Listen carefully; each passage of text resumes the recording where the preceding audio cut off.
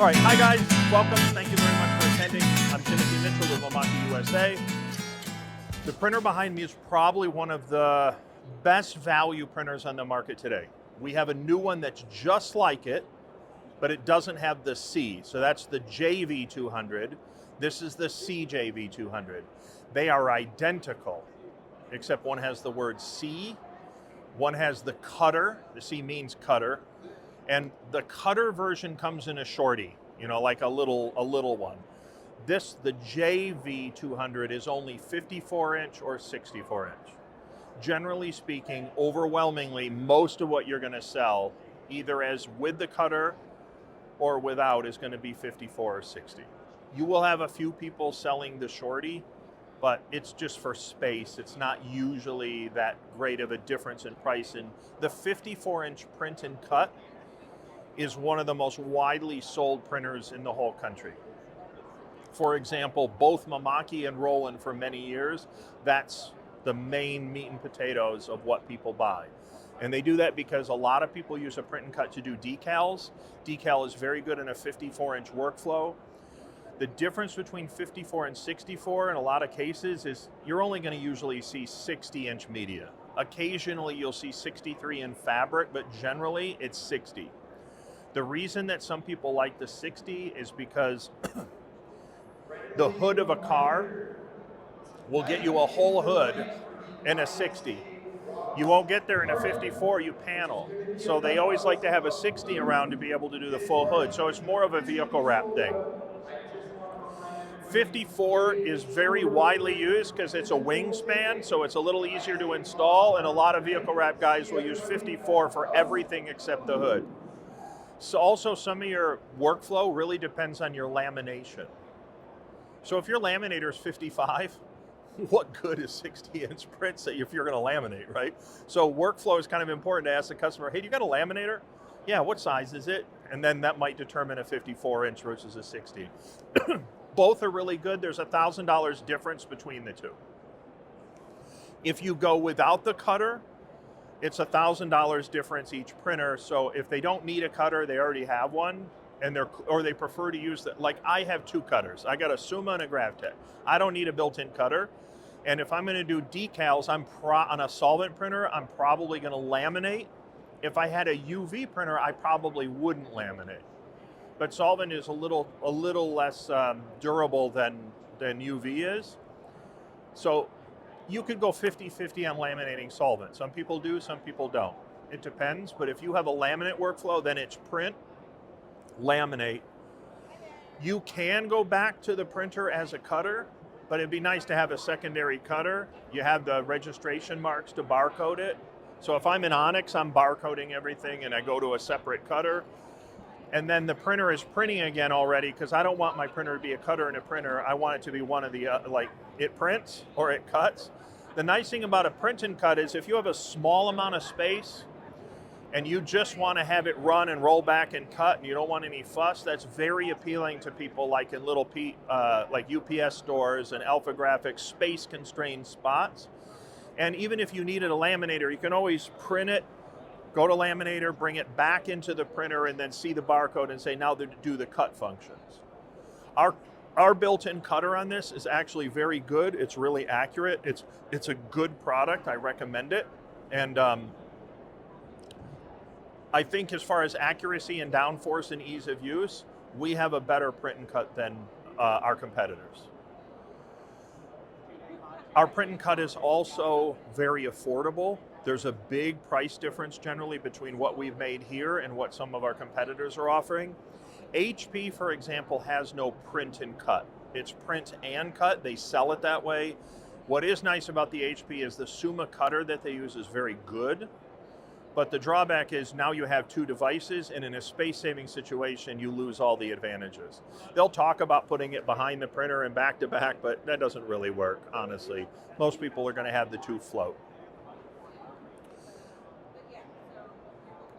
If you're using a no cutter workflow, then if you have an existing cutter, then the JV200 might make the most sense. If you need the cutter, I would say the CJV is probably going to sell more. that people will pay the $1,000 just to have that cutter on there. It's not that much of an investment, and it's a cool thing to have. And even if you have an external cutter, it's still nice to have the cutter on there, because sometimes you just send it all and let it do its thing and you're done with it. The print head that's on here is a new 330 print head. It's the same print head we use. Now, DTF is totally different print head. This one is the same print head we use in virtually all of our platforms now. It is a very fine drop. If you're using a single head, the drop is 3 picoliter. To put that in perspective, HP's is 10. We have a variable drop piezo. That is, the drop increases in size as you need more density, and then will decrease in size. So if you look at really fine gradients and everything, we're going to be printing at a higher resolution with a finer drop size and smaller drops with a better gradient than HP can with their thermals, which are 12x6, but they're fixed size. It's 10 or 12 picoliter depending on what printer you're using. We believe that we have the finest quality print head in the market today. On this one, it has a single head, and what I really dig about the single head is it's super easy for all your alignments and everything else. You have one thing to take care of. One print head to kind of clean around. You don't have to have a separate print head to do alignments. You don't have to worry about one's out of whack with the other or anything, because it's just one head. And we've been able to get some pretty good speed out of this head. I'm running this at about 183 square feet an hour if you have the 4-color configuration, which is going to be the most common. That 8-color is really cool, and that's what I like. But I like it because I do a lot of canvas printing. So I'll use this as a flat-out fine art printer, because I have that really small drop and it looks gorgeous. I'll put the 8-color in. But you're going to take a speed hit with the 8-color. You're going to go from like 183 down to like 105 or something, right? So you're sacrificing speed if you go to 8-color. You get more gamut, especially the light black will give you really good photographic type images. You'll get this great grayscale, and you get that really great orange punch. But let's be honest, does anybody look at this and go, man, my color, that just doesn't make it, right? So your 4-color for 95% of your customers, other than like autistic weirdo art guys like me, they ain't gonna matter. There's some vehicle wrap people who would take that 8-color because you're gonna get that really expanded gamut. And our 8-color and our 4-color both have the same color durability. With Epson and Roland, when they switch to expanded color, like Epson goes on about our new S80, yeah, cool. How do those colors last outside? They just tank. They don't last very long, and so even though they have this cool extended gamut, this is a solvent printer. You're going to be doing a lot of outside stuff, and it's not going to last out there. It's going to be about 2 years. We're going to be a lot closer to 5. These inks are the SS22 inks. They have all the same properties as the SS21 inks. Same everything except lower odor. There is some chemistry that we remove from it, which doesn't, it's a minor thing for people, but we know that a lot of regulatory agents have targeted that chemistry, and the industry is going, if you have this chemical, you're in trouble. So we're like, let's just get it out of there. It doesn't make any difference for the print quality. So we switched to 22 inks. I think the lower odor is going to be the biggest thing for your customers, because if these go into a smaller shop, the SS20 run on that 330, that's going to have some odor. It's designed to be a commercial grade operating vehicle wrap and banner printer. So you would want it more in a warehouse. I have one in my basement, and you definitely need to open up the door of the basement, the garage door, before I fire that up. So having this in there would be a better choice because of lower odor. And I like that. But if you look at your quality, really, you're there. This 4-color is cool. And you're going to sell probably 10 to 1 4-color.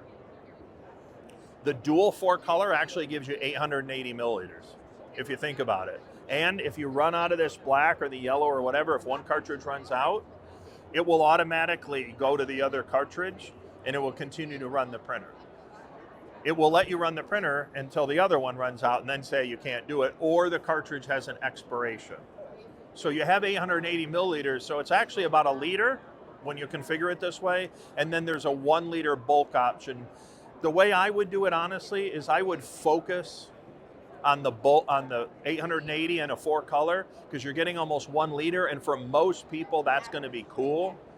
And then down the road, if they're complaining that I'm not making my number, I need to get more unattended printing, we want lower ink prices, then they can do the bulk. But I don't think we're going to do a lot of bulks in this. We're going to sell 440. The cool thing with this, there's really no chance of air or any of the other issues, so you're going to have a really solid, easy to use print, and everything can be loaded on top. And the way this is all set up here is really clean, it's simple. Once you have bulk systems, you know, there's always things that go, there's more things to go wrong in a bulk system than a not bulk system. So, but it does exist for your customer if they want it. So it's a nice feature to know if we grew, will the printer grow with me? And I'm like, yeah, you can use a bulk system. And then now you'd be running almost 2 liters worth of ink because you'd have this plus the bulk. All right, so the 330 print head is really key. There's some really, Mamaki has a thing called Mamaki Core Technologies. Core technologies are all the things that we do with our print heads, like the way we control our waveforms, the way we control the way the drops land and how we arrange whether you use a larger or smaller drop. We have things which are called maps, and maps are designed that when you have a pass, you want to make sure that that pass has no seam in it. So what we do is create a little irregularity in the way the dots get laid down, because if you create total regularity, you will identify, your eye will pick up that pass. If you create a little irregularity, it just smooths that pass out and it looks like a solid color. So it's kind of tricking the eye by using some pretty sophisticated color drop stuff. And that's called maps.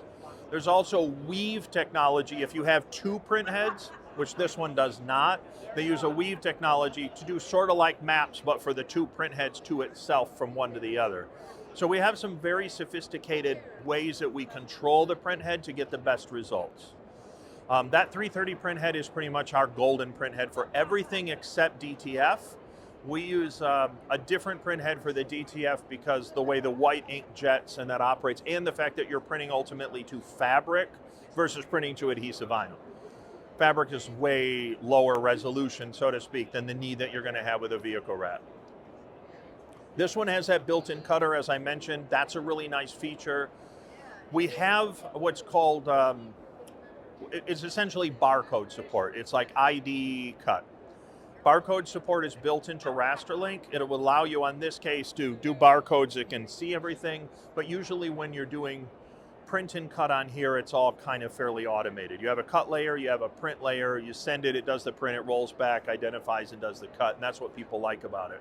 But if you had to move it for lamination, that ID barcode can be handy because you just set it in there and it sees the barcode and then it knows what you're giving it, you know? Because it's now viewing it like a new job. What is this? And the barcode goes, I'm this, and then it just handles it. So the cutter is actually a very good one, and it has the software that supports it in Rasterlink. This can be run through Onyx. We have drivers developed for Onyx. That was pretty easy. The drivers for the UV stuff with the 2.5 layers and all that are way more complicated to build. This is a straight 4-color, 8-color printer, so the drivers are easy and we knock those out pretty quick. Flexi's gonna have drivers pretty soon. I'm pretty sure Print Factory will work, so you can use third-party products on this. If you use third-party like Onyx, then you can use barcode support to like GravTech and Suma and third-party cutters. If you use Rasterlink, you have to use Fine Cut to build the cut files in for the GravTech or the Suma to see what the cut line is. So you'll have to use Fine Cut in Illustrator to put the registration marks in, which will go in as prints, like part of the print. I prefer to do it in the software, so I tend to use Onyx and I tend to use a barcode because I use a Suma. That's my personal workflow, you know, print, Suma, Onyx. And Onyx works really well with this. The printer price point almost sits at its own price point. No printer in the market is really close to it by quite a wide margin. If you look at Roland's entry-level print and cut, this thing just stomps it. It only has one size, it only has one ink choice, it's missing all kinds of the features we have, and it's sitting at about still a little higher price than this. This thing speed-wise is pretty close to Roland's next tier up. And if this one is a lightweight, that's a middleweight. And I fight pretty much at the same class. Roland also has more waste in their ink process, and I have a really good video for you on that, where Mamaki looked at how much waste Roland generates just sitting idle versus what we do with the cleaning and purging. The waste is about double. So they're going to use a lot more ink just operating.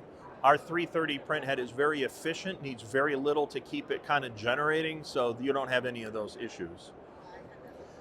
Handles 55-pound rolls. There's some feature that it lists, like if you put the feet on, it can do a 98-pound roll. That's only the take-up. So I'm like, well, how's that work exactly? And I went, that's dumb. Just, I don't see anybody doing that. I mean, I guess it lets you do it if there's something, but the only way that would make sense is if I could do 98-pound rolls on the feet and the take-up, because that's how I'm running it. But 55-pound generally covers most of the bases for most people. You don't get many rolls bigger than 55 pounds, right? You'd have a big diameter on that one. The heater, we use a 3-tier heater.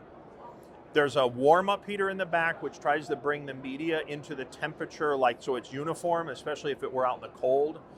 Inside the platen, there's a secondary heater, and that heater allows the material to be even heat through the print zone, which is incredibly important for print consistency, IQ. And then the finishing heater is the curve right here. I love that curve on our printers. This is a rear loader. HPs are all front loaders, and they tout that. But I think the rear loader is a better paper path for ease of use overall, even though you do need a little extra space on the back end to load the roll.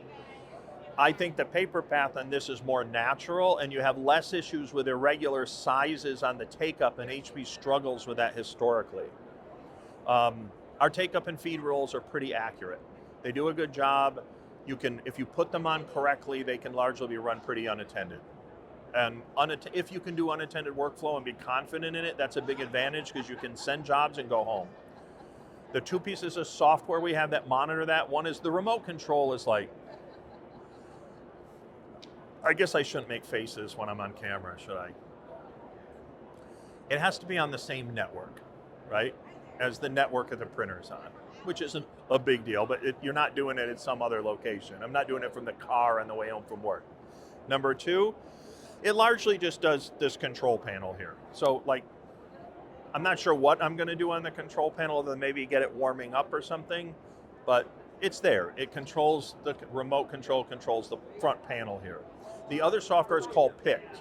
Now PICT is pretty cool because you can calculate ink usage, you can calculate for watching all your printers if they're running as a group, how much ink is left, do I need to order supplies, regular maintenance things. Mamaki will kind of pester you about things that you're supposed to do for maintenance and all that stuff with PICT. But the main thing with PICT for me, I can see that the printer is operating and that it's going okay, so I go home and I can see it's going, so it's a cloud-based monitor. And then also it can tell me my ink costs. How much ink did I use to do it? There's a feature on the printer which is ink savings. 5 levels. What we're doing is turning on more black, reducing CMY. And level 1 and level 2, you won't notice much of a difference, and it'll give you some ink savings, and you can turn that on without needing to change shit. I guess I shouldn't say that in the video either, but you don't change anything. You just press level 2, good. You saved a little ink. Nobody notices a difference. Level 3, nobody knows it. You're gonna see it at 4. You'll start to see it. But using a little less ink is savings, and depending on the customer and what you're doing, it is a nice feature, and it can save you some ink, and you might wanna encourage your customer to play around with it. They might find that, and then you have PICT, which will monitor your ink. So you can go, okay, here's 1, here's how much ink, here's 2, how much ink, and they can sort of see, and maybe their sweet spot is 2. They run everything on level 2. All right, so kind of a cool thing. The speeds on the printer, you got really 3. 183 is your sweet spot for almost everything. 183 square feet an hour. I don't remember, forgive me, I don't remember what pass that is, but it's listed in there. I think it's 6. Then if you want to go a little faster, you're going to be up at like 235, but that would be more for a scrim banner. Something that's going to be a little outdoors, a little irregular surface, but it'll still look good. You're just not putting quite as much ink down, because if you lay down that ink, you got to get through this heater, and it's got to be dry before it hits the take-up reel. So usually you have to reduce ink a little bit if you're going to run a little faster, depending on the material. By the way, the heater can be changed and can be set for presets over there depending on what the media requires. Some media cures really clean, like a thinner paper, you don't need much heat. And other media, like a heavier banner, is going to need more temperature, and so those things may be adjusted. Again, preheat, platen heat, and post heat. The one that generally does the curing is the third one, the post heat. That's your final. And most of that is preset. When you choose a media, it'll give you presets, and the presets are largely figured out by the Japanese, and they know pretty much how well that works. So you don't generally have to do very much. That's all connected to those ink savings. Those are pretty cool. The profiles that come with Rasterlink 7 are good. They're really good. Japan did a pretty good job of building some nice color work. I've got guys who do vehicle wraps that just use Rasterlink and download them, and they look good, and everyone's really happy. When you go to Onyx, if you use it, you may have to build your own color work, right? Or have somebody like Steven Marsico come in. We'll try to do what we can to give you basic profiles, but Onyx is going to just have one generic, and then you'll have to kind of make your own for that stuff. The other speed on here is 135 square feet an hour. That's going to be maybe a picky customer with a vehicle wrap. So when we ran at the SEMA Auto Show, we ran at 135 because I'm laying it up, I'm putting it on a car right in front of everybody, and I don't want people nitpicking it. You might have most of the colors on it are cool, and then boom, you hit a color that's a little off, and I see a little banding line here. I'm like, I should have just run it a little slower. So 135 is still very respectable, especially for what this amounts to is a $12,000 printer, or 11 if you're in 54 inches. You know, and 11 and 10 if you take the cutter off. So I still have a pretty high-speed printer that looks great. That has, like, if you did phone skins with this, that fine dot and everything, man, that's going to look great. You do those phone skins with an HB latex, it's going to be all fuzzy. It will not even remotely compare. So if you have to do small detail-oriented little stuff, this is a much better choice than HP. HP just doesn't have the fine drop with their thermal print head. It's not the same. Also, the carriage print head can rise to 2 places. So generally you run low. Anything on adhesive vinyl like this, run low. Low setting. But if you got something thicker, like you put a 6mm wall film in, bring it to the next setting up, you can then there's a thing called DAS. It's drop adjustment system, or dot adjustment system. You press DAS, it will roll out, print a chart, measure your step alignment, and then measure your horizontal bidirectional alignment, and then get all that right for you. You don't have to do it. It takes about 2-3 minutes. Very cool feature. So if you had a 6mm wall film, load it in there, raise the carriage height, have it do DAS, and then you can save that setting on there, which is carriage height 2, DAS done, all the registration is right. So you're putting that print head as close to the media as you can, and then you're doing your full alignment set. Go back to a 2mm or 3mm like this, hit DAS again, save it, rename it. So I'll have different categories. Here's a canvas, that's in setting 2, wall film setting 2, standard adhesive vinyl setting 1, and then that's where your print head goes up and down. HP, fixed print head, no height. So thin media, thick media, it's running the same distance. That's technically kind of unnatural. It's not going to be as nice. Epson, for example, does have a head height adjustment. They have, I think, 3 settings, and theirs, they don't require you to do DAS. It's kind of an algorithm, but DAS is pretty quick, and on most medias, it'll read it fine. Vehicle wraps, every type of vinyl, wall and floor graphics, wall covering. Look for things that are solvent coated. So if you had a good material to do on this would be Phototex. Phototex is widely used. It's a textured, it's essentially 100% polyester fabric that they put a liner on, and there's a solvent version and an aqueous version. The S is a solvent. Put that on here, and then you can cut, shapes out. Repositionable wall graphic. And it has a really nice kind of fabric texture, so it looks like higher end than what you would see like with something like this. Things like Phototex, and there's a ton of clones out there. That stuff is very popular, and if you did a print and cut, you're not laminating, you're just printing, solvent sticks to it, the coating on it really gives you a very nice pop, and that's a really good, that would be a very good application for this printer. And I do a lot of that stuff myself. I think Phototex and repositionable, so you can put it on a wall, and then later you can, at some point you lose the adhesive and it won't hold, but you get some repositionality to get it right, and that will allow like dummies like me to install without screwing it up. It's also a little heavier, and the heavier it is, the easier it is to like squeegee it down without having it all buckle on me. Like this stuff is going to be a little bit harder. All right, I think those are your main core elements. Do you have any questions of this printer versus the competitors? HP doesn't have a print and cut, it's separate. They do have a good system, they have good software. It's all integrated nicely, but it's still two pieces and it costs quite a bit more. I mean, like $5,000. So usually what I do, the customer's like, do you need a laminator? Yeah, well, I can bundle you this printer and the laminator and have the cutter for the same price as the HP, and you're still needing a laminator. Then usually I'll kind of approach it that way and say, I get a laminator in my bundle, you get no laminator in the HP bundle. It's a 3-year warranty on the printhead. 3-year warranty, first year is end to end. It's on us. Second and third year is parts and labor. So if something has to be repaired, parts and labor cost into it, but the printhead is included in the 3-year warranty. And the printhead is the most expensive thing. Oh, another cool thing about this back here, we always used a wiper, like simple wiper, and it's right there. That simple wiper, if you just take, like I use lint-free cloth, little alcohol, and just keep that clean.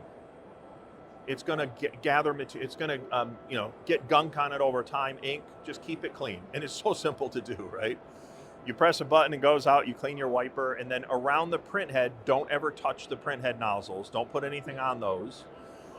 There's a whole instruction thing. Is you just get like this little wipe. It's kind of broad, and you go around the printhead because you don't want ink to gather around there. There's a capping station. You don't want ink to gather around there, and the wiper. The whole cleaning operation, if you did it like every other day, is going to take you less than 5 minutes, a couple minutes. It's quick and it's easy. That wiper, a lot of people prefer the wiper. The 330 built this automatic wiper thing. It's an automatic wiper kit, and it was supposed to be like super advanced and time-saving and everything. It was not very well received. Okay, we overcomplicated things and created problems where we didn't have any. That traditional wiper, people love that, and you can replace those like every 6 months or something when they get kind of worn out. They're cheap, they're easy to replace, and there's no fuss about it. So to me, Mamaki went back to what we do really well, which is easy, well-engineered, reliable, durable, and simple to operate with no bullshit or needless accessories or overcomplication. Just a durable, reliable printer that runs for years, and you don't have to do very much, except all solvent requires a degree of maintenance. It's solvent. It needs to be cleaned and purged if you let it sit. It likes to run a little bit. So on my printer, I would go down there every day and send a little simple job just to keep it operating, right? Makes it happy. You go away for too long and come back, printer's not happy. There are features on here which you can get from the service guys, like if they're leaving, certain maintenance protocols that the customer can have the printer do while they're gone. I recommend knowing about all that stuff. That way when you come back, it's already been doing, you're gonna waste a little more ink, but you're gonna make sure that the printer doesn't sit idle without going through a purge process while you're absent. As far as I can tell, I think I can't think of anything. I'm trying to look through the printer. It installs quickly. So if you do a 330, like a dual head installation, I know one guy goes, I just set aside 2 days. With this, half a day. It installs quickly, it's easy to do. The print head is not in the printer at the time. You have to put the print head in, but we've designed that to be really easy. The reason we did it is we felt the print head often got damaged in transport, so we felt we would set that separately and just install it when you get it.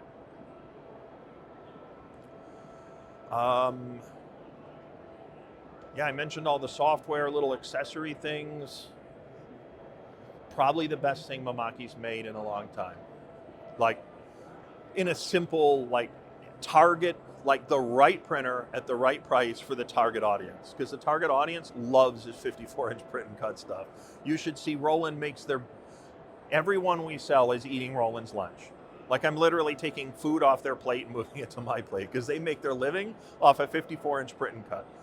Tons of them everywhere. So we know there's a huge interest in this, and I have a better print and cut by any number. I have better resolution, I have better drop, I'm faster, I have better ink selections, I have everything that's better than they have, less waste. And the only thing they have is that they've been selling a lot of that type of class for a long time. Anything. We good? All right, I have it on video. Guys, I think hopefully that covers most of what we need. Hit the meatball, we'll wrap it up. Thanks.